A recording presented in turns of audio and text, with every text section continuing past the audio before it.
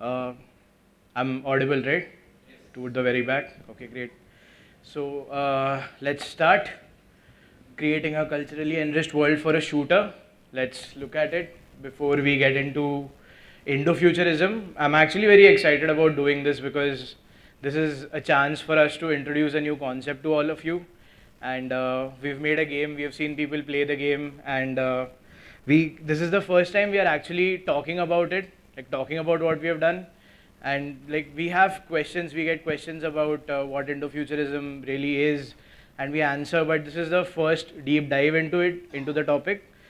But before we begin, I'm Shwet Ketu. I'm the game designer at Super Gaming. We are a team of 140 people based out of Pune, and we make real-time multiplayer games for over 10 years. Like, one context is that you might be wondering why is a game designer giving a talk in the art track about creating Indo-futurism. To give you some context, I happen to be an architect by education, and I've been part of the team to give the creative identity to the map, which I'll come to soon. Uh, I'm here to talk about Indus today. It's a real-time multiplayer shooter battle royale, and what's different about this game is we have an alternate win condition. That's what basically separates us from all the other BRs in the market. We have passive abilities to the characters, but more importantly, and the topic of today's talk, is the Indian theme design that we have in all the aspects of Indus. So, to begin, let's see what Indo-futurism really is, why we came up with it, how we came up with it, how Indian culture influenced a lot of the decisions that we took, how we had to deep dive into this topic and we had to research about it to define what Indo-futurism would look like. And lastly, how did we make a 12.5 square kilometer battle royale out of all of our learnings?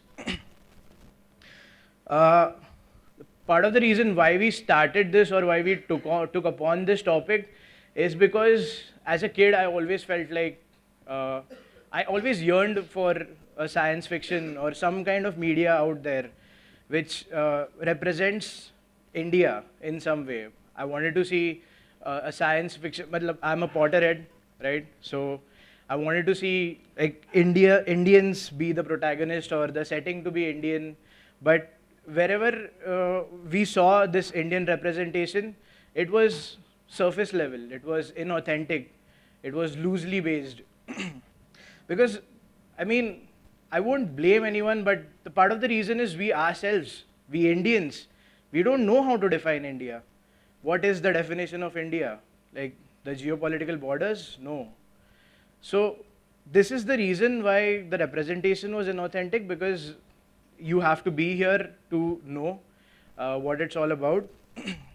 Whenever we got that representation, the portrayal was sometimes cynical, sometimes caricature like. We know that there are many stereotypes about India. India is a land of snake charmers, that's one. Then we have poverty, hunger, crime, and that's what's showcased everywhere. And something that hurts the most is the third world country tag.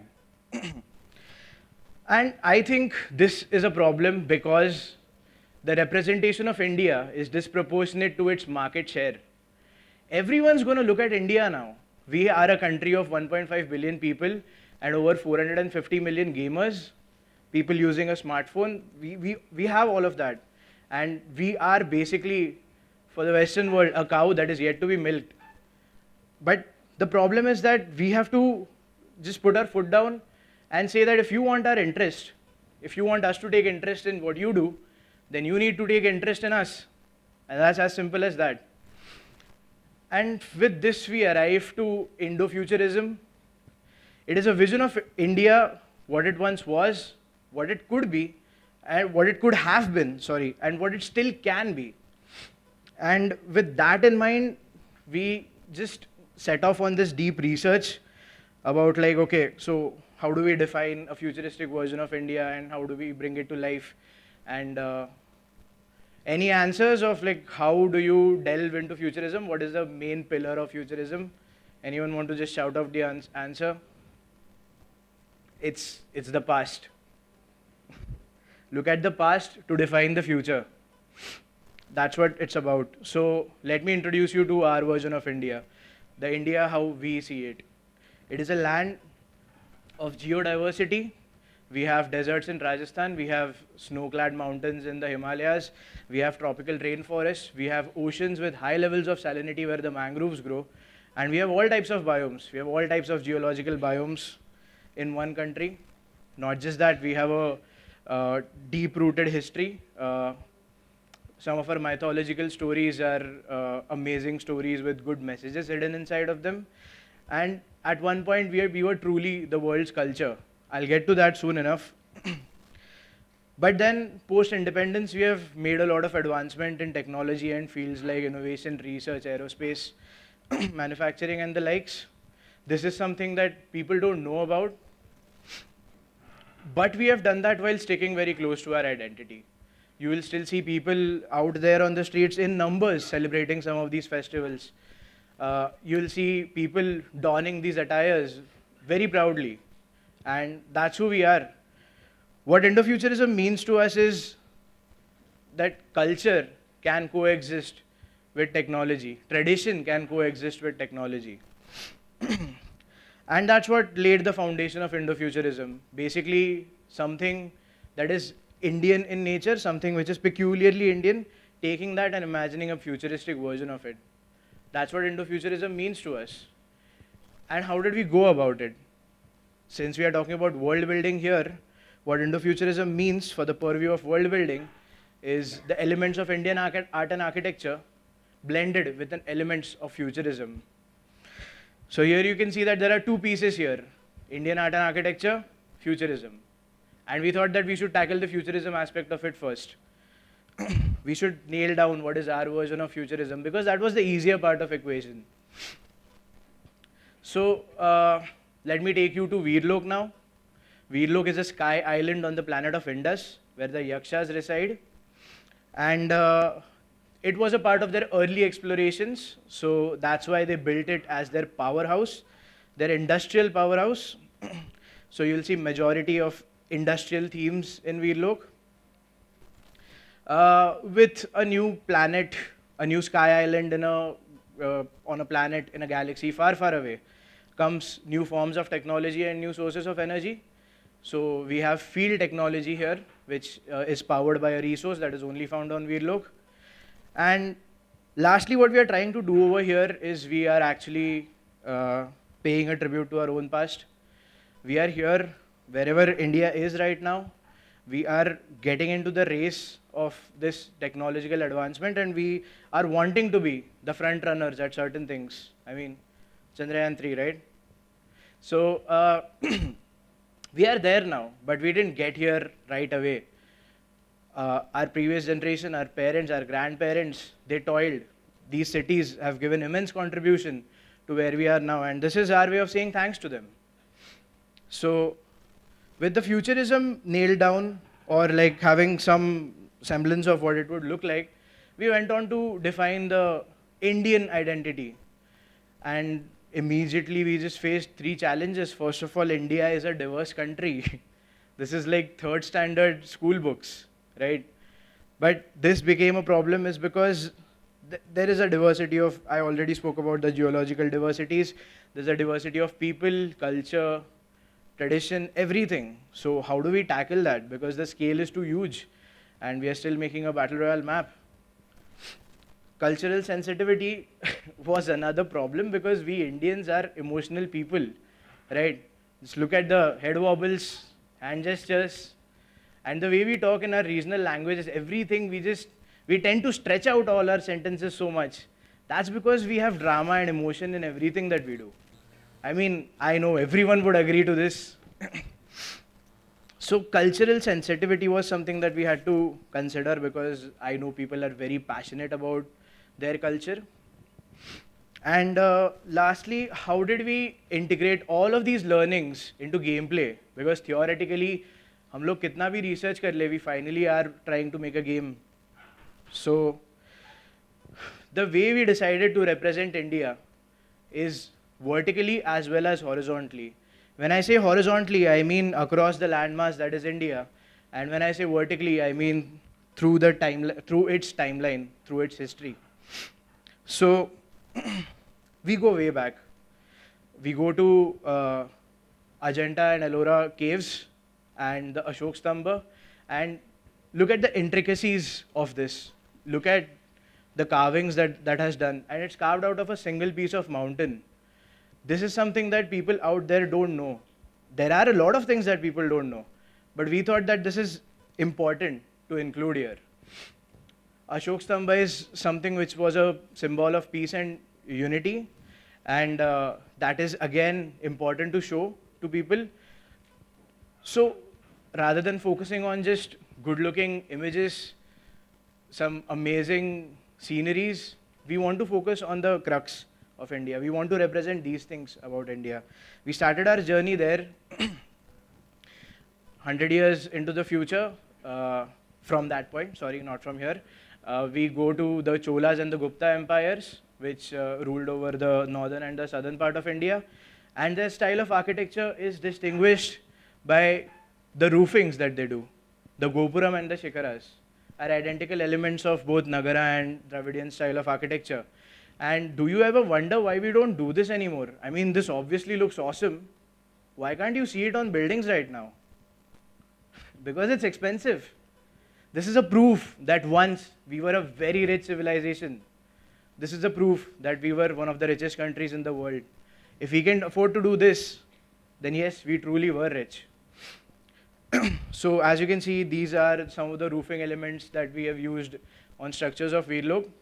But here's where the cultural sensitivity part of it comes in. Like wherever we feel like, oh, this is a place which is inappropriate for a Gopuram to exist, we remove it from there. We want to be respectful. That's the way to go about it.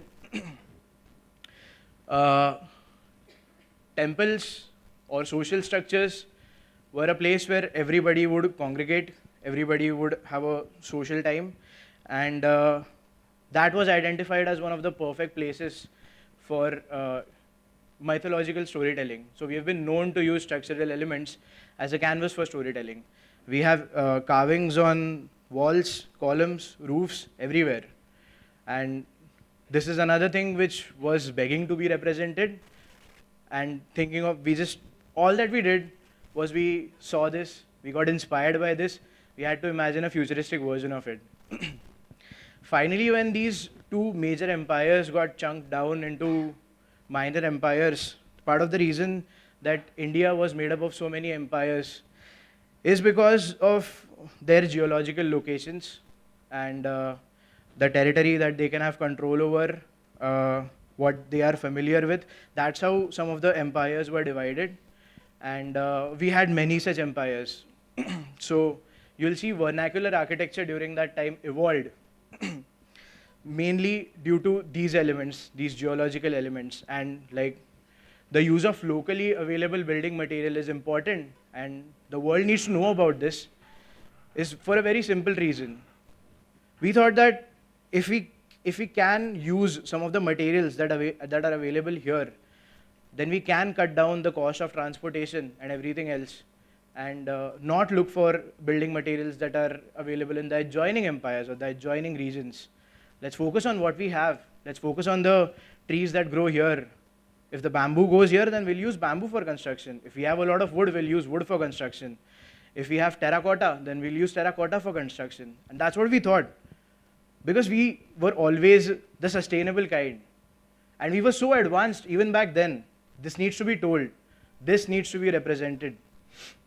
I'm not saying that we shouldn't have Italian marbles in our house, but I'm just trying to say that that still comes at a certain cost. That still comes at a certain cost that the environment has to pay. I'm not here to make that statement, but I'm saying that we and our architecture, our vernacular architecture, has always been quite sustainable in that regard. Okay, so here, any guesses why do we have sloping roofs in certain areas of India? I'm going to wait longer this time. If someone can shout out the answer. Yeah, perfect. So this is done to combat the heavy rainfall and heavy snowfall. Why do we have courtyards in Vadas? Is to make use of a concept called as cross ventilation. Because You will see courtyards in the houses in Maharashtra, Goa, Karnataka, Kerala, because these are this coastal belt has hot and humid climate. The best way to beat humidity is cross ventilation. Why do we have wind towers in Rajasthani Havelis? To beat the hot and dry climate, right? These are some of the ingenious solutions that we used to think of, that we used to implement in our architecture. And this needs to be represented, and we have made our attempts at doing so. And wanting to use this identity and show it to the world is what I think makes us Indian to the core. Because if you can see on the right side, that's what we have attempted in almost all the slides. Finally, some more years into the future, and we had external influences, we had invaders, colonizers, but that has now become a part of our day-to-day. That has become a part of Indian culture and Indian history. You cannot separate India from this anymore. It's very important to represent that as well, because, see, even if you say that those were the dark days for us, the cultural growth does not see sentiment. It just evolves. It keeps evolving. Okay, oppression hua, ye hua, wo hua, but the culture doesn't stop, right? Even if it is good or it is bad, the culture keeps evolving, and it did evolve. Right now, like when I said it's involved in our day-to-day lives now, just whenever we meet someone, what do? A handshake. The food that we eat, the clothes that we wear, everything is influenced because of this time. It's an important period in Indian history. Finally, we also had trade alliances with civilizations and countries like Greece and Egypt, and we have learned a lot from them also. We've had influences in our art and architecture because of these trade partnerships. Like, just to give you an example, earlier places of worship were only consisted of one structure called the Garbhagruha, or the Sanctum Sanctorum. Later on, after having trade relations with Egypt, we started having a mandapa, a ray of colonnade. And that's a direct influence from the pantheons. You might see traces of rammed earth architecture, which is a direct influence from the Egyptian civilization. And lastly, neighbors will always be influenced by neighbors. Anyone who has stayed in communities or apartment buildings would know that. So the Eastern Asian civilization has actually picked up a lot of elements from us, and we also have picked up a lot of elements from them.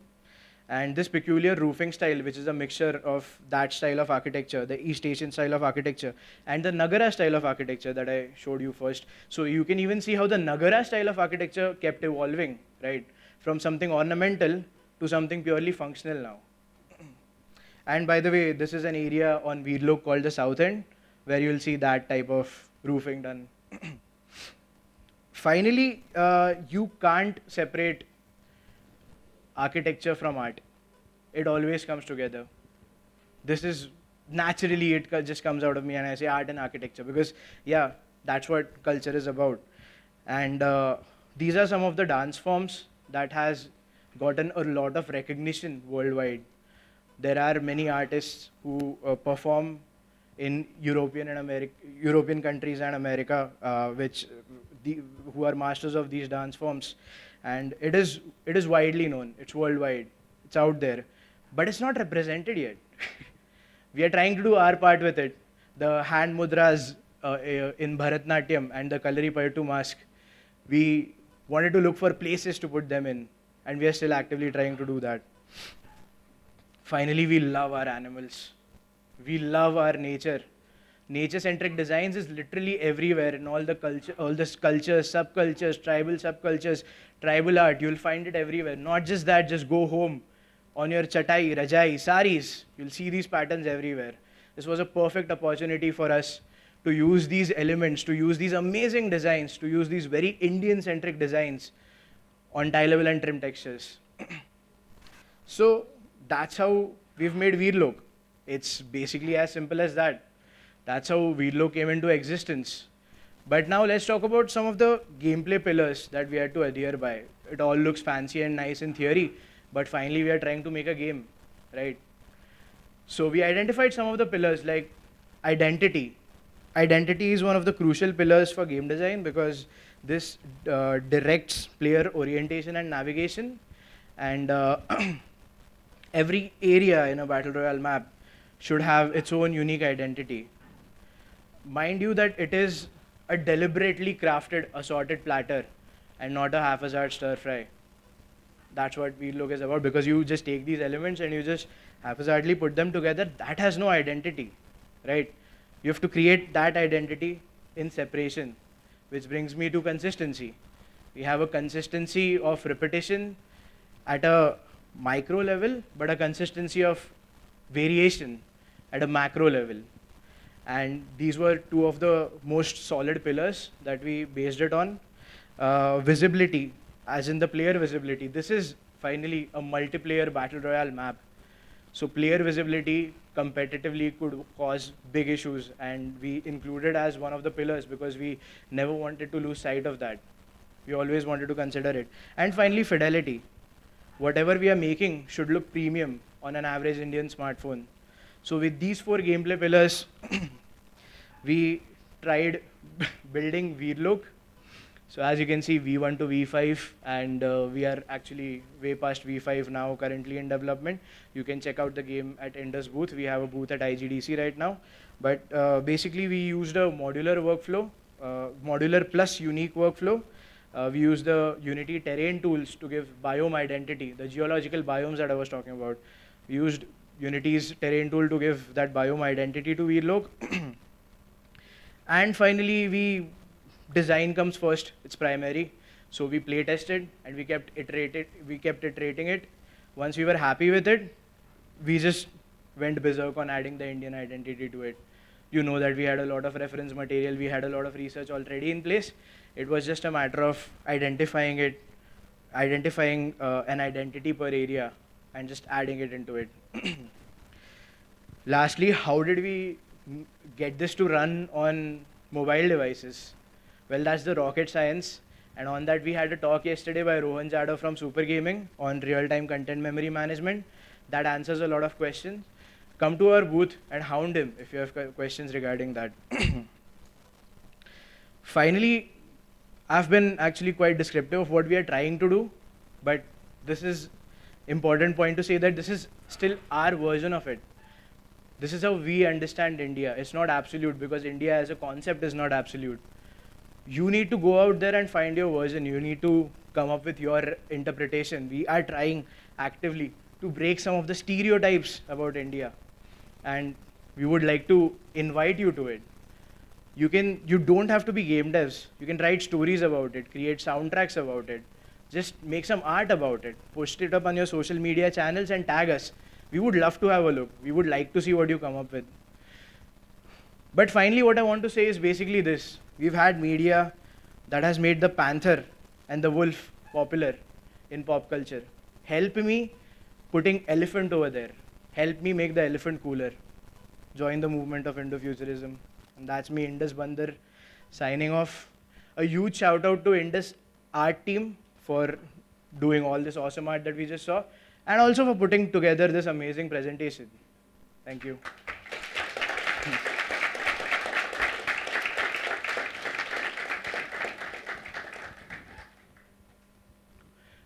I completely forgot, right? I was going to do this. I had planned this. Indo Futurism, at the heart, is always India.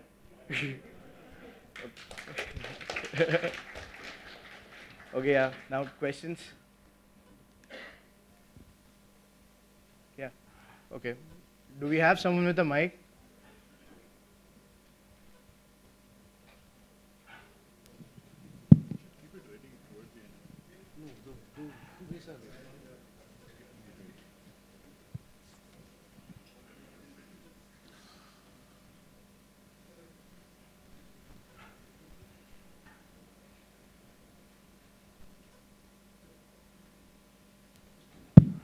Hello.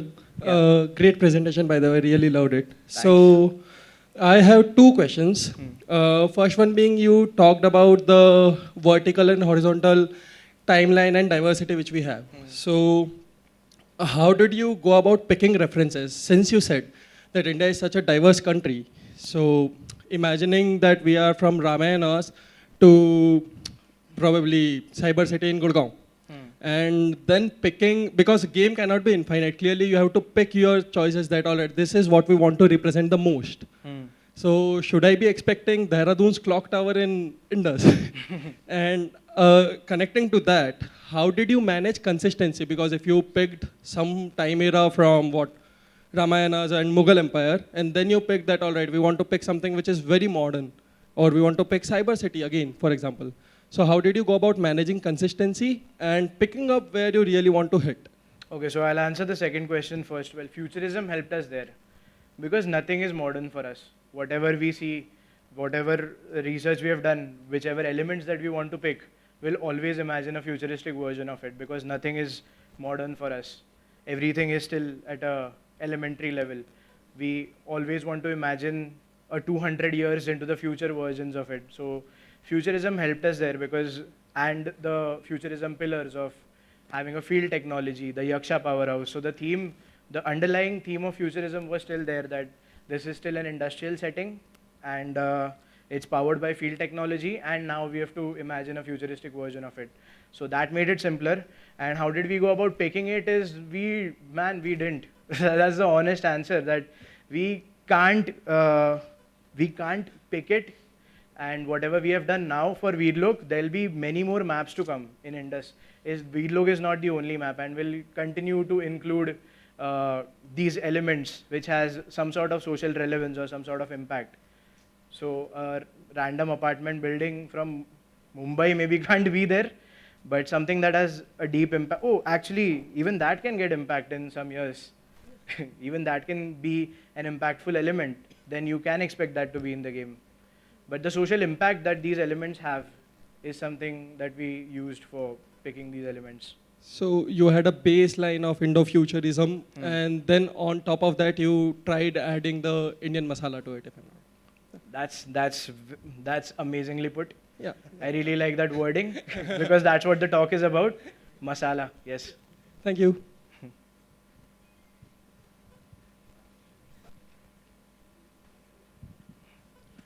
So whenever it comes to incorporating some ancient Indian epics or something related to the gods in India, the highly religious community in India is always offended or always has a resistance towards that kind of stuff.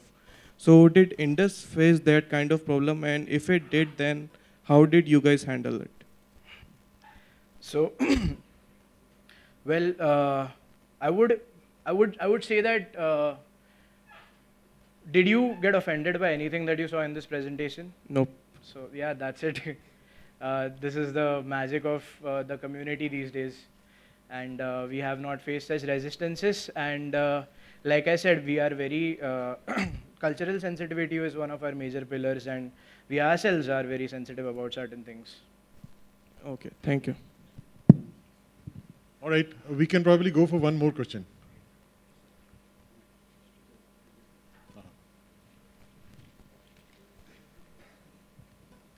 Hello. Yeah. First off, awesome talk. Thank you. You talked a lot about architecture and the visual aesthetic of what you think you can represent India as.